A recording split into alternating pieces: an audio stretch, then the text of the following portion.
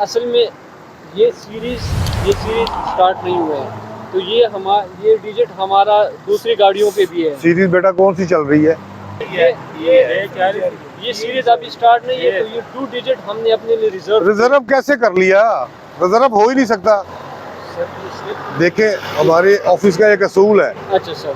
आपने नंबर लगवाना है, अगर करंट सीरीज में नंबर अवेलेबल है तो आपको मिल जाएगा। अच्छा जी। अगर नहीं अवेलेबल, आपने एडवांस सीरीज में जाना है तो आप पर सीरीज लाख रुपया फीस है उसकी जी।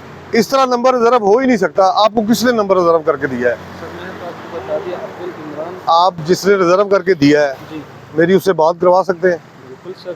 करवाएं। बी के चल रही है, जे के। हाँ,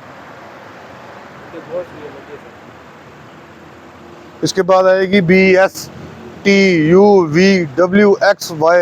रिजर्व कोई कर ही नहीं सकता नंबर। अभी अगर एक करंट सीरीज चल रही है ना, तो अगर किसी ने एडवांस नंबर लेना है तो वो 1 लाख रुपए फीस है एडवांस सीरीज की।